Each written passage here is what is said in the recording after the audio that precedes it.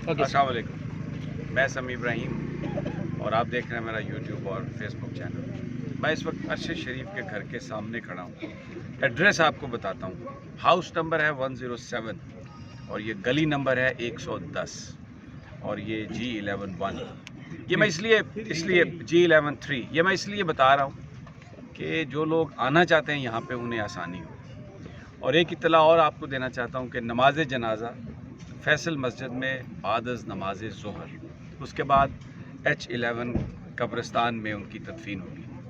ये भी एड्रेस और टाइम आपको इसलिए बताया है और इस दरख्वास्त और अपील के साथ कि आप ज़्यादा से ज़्यादा वहाँ पर आएँ। अरशद शरीफ कल मनो मट्टी के नीचे हम उसे अपने हाथों से उतारेंगे और लेकिन जिस मकसद के लिए उसने अपनी जान दी है, इस दुनिया को खैर बात कहा है। यहाँ पर मेरे इर्द गिर्द जो सारे लोग खड़े हैं, इनके दिलों में भी वो शमा उसने रोशन कर दी है जिसके लिए वो ख़ुद सारी ज़िंदगी लड़ता रहा।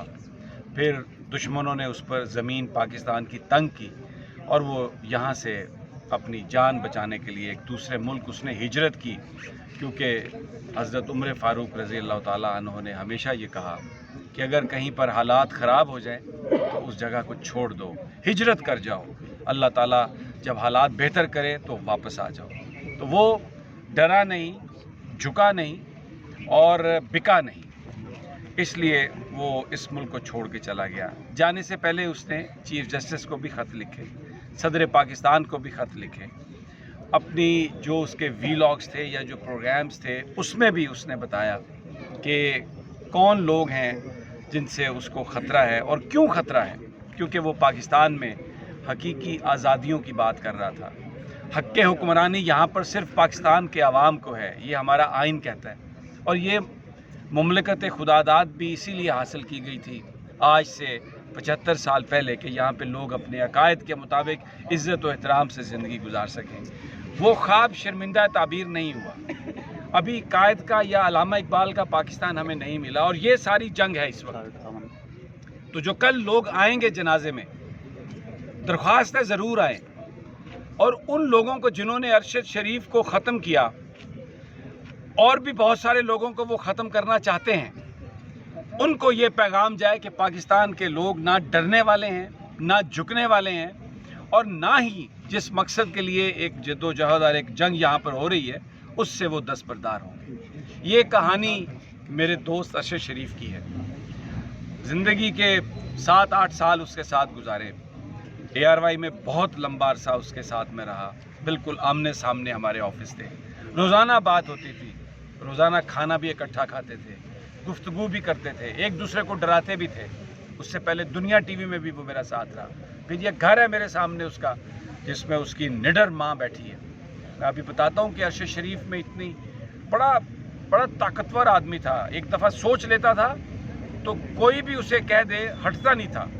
और अपने उसकी जो टेबल है उसके ऊपर, मेज़ के ऊपर या आईने पाकिस्तान था या वज़रा के, कौमी असम्बली के मेंबरान के हल्फ थे, सदर का हल्फ था, पाकिस्तान फ़ौज के सरबराह का ओहदे का हल्फ था।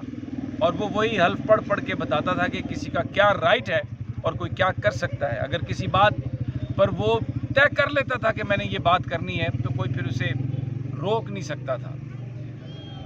बड़ी उसकी जो जिद्दोजहद और जो उसकी कहानी है उसमें बज़ाहिर TV पर वो नज़र आता था कि जैसे बड़ा सख्त गिर आदमी है, लेकिन ज़ाती ज़िंदगी में बहुत ही नरम दिल आदमी था। कल मैं आज उसकी ये बात अब शेयर कर रहा हूँ, वो इस दुनिया में नहीं है।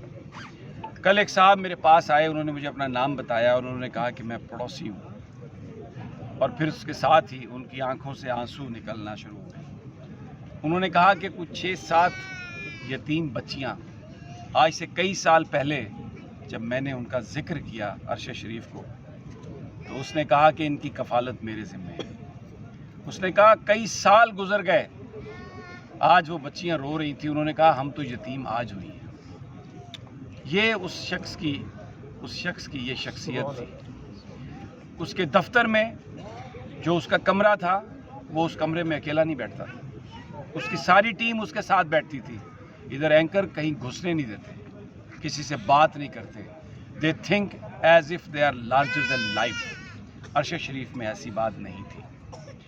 ان کی والدہ کو جب میں ملا، اس سے پہلے میں گھر آتا تھا ادھر بہت دفعہ، کھانا بھی کھاتے تھے سب کچھ، لیکن کبھی مجھے یہ نہیں سمجھ آتی تھی کہ عرشد شریف میں یہ ٹریٹ، یہ اتنا زیادہ بے باکی، اتنا نڈر ہونا، یہ کیسے اس میں آیا. لیکن جب میں اس کی ماں سے ملا، جب مجھے یہ خبر ملی، مجھے خبر اس طرح سے ملی کہ ٹیلی فون کی گھنٹی بجی، 2 بجے میں سو رہا تھا، فون آف نہیں ہوتا، آن ہی ہوتا ہے گھنٹی اس کی. تو میں نے اٹھایا تو میرا یار، میرا دوست خاور گھمن آگے سے رو رہا تھا، اس کے منہ سے آواز نہیں نکل رہی تھی. اور میں آپ کو ایک بات بتاؤں، مجھے اس وقت میرے دل میں یہ خیال آیا کہ کہیں عمران خان تو کچھ نہیں ہو گیا. میں نے کہا خاور کیا بات ہے؟ اس کے منہ سے صرف اتنا نکلا، ارشد. میں نے کہا ارشد کو کیا ہوا؟ اس نے کہا سنائپر فائر، ظالموں نے اس کو مار دیا. تو میں جیسے تھا نکل کے ادھر آیا اس گھر میں، تو میں نے دیکھا جو ارشد کی ماں ہے، وہ پورے پاکستان کی ماں ہے، وہ یہاں پر بیٹھی تھی. ان کی آنکھوں میں تھوڑی بہت نمی ضرور تھی، لیکن ایک مضبوط چٹان کی طرح. اور پتہ ہے وہ کیا کہہ رہی تھی کہ دیکھو میں ایک ہاؤس وائف ہوں، میں گھر کے اندر رہنے والی عورت ہوں. جو لوگ آ رہے ہیں، جو ارشد کے دوست آ رہے ہیں، ان کی تواضع میں کمی نہیں رہنی چاہیے. چائے دو، کھانا دو، اور بس میرے بیٹے کو لا دو. میں ان کو پہلے بتایا نہیں جا رہا تھا. جب یہ اطلاع آئی تو سب سے پہلے ایک ہمارے ARY کے دوست سے کہا گیا کہ آپ ان سے کہیں. انہوں نے کہا نہیں، مجھ میں اتنی ہمت نہیں ہے، میں نہیں بتا سکتا. تو پھر یہ بات خاور گھمن سے کی گئی کہ آپ اپنی فیملی ہے اس کے ساتھ جائیں اور بتائیں. پھر بھی یہ بتایا جا رہا تھا کہ شاید کوئی ایکسیڈنٹ ہوا ہے اور ان کی حالت بہت خراب ہے. یہ نہیں بتایا جا رہا تھا کہ ارشد شریف اب اس دنیا میں نہیں ہے. تو ان کی والدہ نے یہ باتیں سنی، اور اس کے بعد عدیل راجہ جو ان کا پروڈیوسر ہے ارشد شریف صاحب کے پروگرام کا، اس کی طرف دیکھ کے انہوں نے یہ کہا کہ مجھے بتا نہیں رہے ہو، مجھے پتہ چل گیا ہے کہ میرے بیٹے کو شہید کر دیا گیا ہے، اور اب میں اپنے دوسرے شہید کو بھی قبر میں خود اتاروں گا. میں کانپ گیا، میں آپ کو بتاؤں. میں بہت میرے کندھوں میں اتنی ہمت یا اتنا میں توانا نہیں ہوں کہ اس بوجھ کو اٹھا سکوں. میں نے زندگی میں کبھی سوچا نہیں تھا کہ اس گھر میں ارشد شریف کی فاتح کے لیے آؤں گا. اس دن کل جب میں کھانا کھا رہا تھا یہاں پہ، تو میں نے کبھی نہیں سوچا تھا کہ یہ میں اس طرح سے کھانا کھاؤں گا یہاں پہ، کہ ارشد کی میت کا انتظار ہو رہا ہوگا. اب ذرا آخر میں ایک اور بات پہ آتا ہوں. کمیشن بنا دیے جائیں، انویسٹیگیشن ہو. سب فراڈ ہے، سب جھوٹ ہے.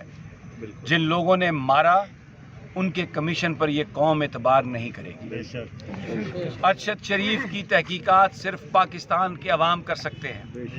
حقیقی حکومت قائم ہوگی تو ہم ان مجرموں کو ڈھونڈیں گے، اور میں آپ کو یہ بتا رہا ہوں کہ وہ جہاں پر چھپے ہوئے ہوں گے ہم ان کو نکال کے لے کے آئیں گے. سب سے پہلے تو جو اس کا مشن ہے اس کو پایا تکمیل تک پہنچائیں. کل جو جنازہ ہے، میں پھر یہ آپ سے ریکویسٹ کرتا ہوں، جہاں جہاں یہ آواز جا رہی ہے، خدا کے لیے وہاں پر آئیں، تاکہ دشمنوں کو یہ پتہ چل سکے کہ پاکستان کی قوم کہاں کھڑی ہے، کس کے ساتھ کھڑی ہے. جس کو وہ مارنا چاہتے تھے، اب وہ 22 کروڑ پاکستانیوں کا روپ دھار گیا، اب وہ ہر پاکستانی کے اندر چلا گیا، اور آپ اس آواز کو خاموش نہیں کروا سکتے. سب سے پہلے تو یہ میری آپ سے درخواست. دوسرا، یہ اتنے بے رحم لوگ ہیں، ان کے سینے میں دل نہیں ہے. کل مریم نواز نے جو ایک ٹویٹ کیا، بہت لعنت پڑی اس پر، تو رات میں وہ ٹویٹ ڈیلیٹ کر دیا گیا، لیکن اس پر کسی نے معافی نہیں مانگی. اور آج یہ جو وزیر داخلہ ہے، اس نے یہ کہا کہ ہم سونے کی سمگلنگ کی تحقیقات بھی کریں گے ارشد شریف کی موت کے ساتھ. آپ خدا سے ڈریں، خدا کا خوف کریں. یہ باتیں ایسی مت کریں کہ بعد میں آپ کو چھپنے کی جگہ بھی نہ مل سکے. بہرحال پوسٹ مارٹم ہو چکا، اور میت واپس دوبارہ قائد اعظم انٹرنیشنل ہاسپٹل میں. कल सुबह यहाँ पर मैंने आपको एड्रेस बताया, मैयत लाई जाएगी, माँ से बेटा आखिरी मुलाकात करेगा, अपने बच्चों से आखिरी मुलाकात करेगा। आज उनका बड़ा साहबजादा पहुँच जाएगा और फिर कल यहाँ से हम फैसल मस्जिद जाएंगे और 2 बजे अपने यार को मेरे मौला के हवाले करेंगे। कल तक इजाज़त दीजिए, इंशाअल्लाह मुलाकात होगी।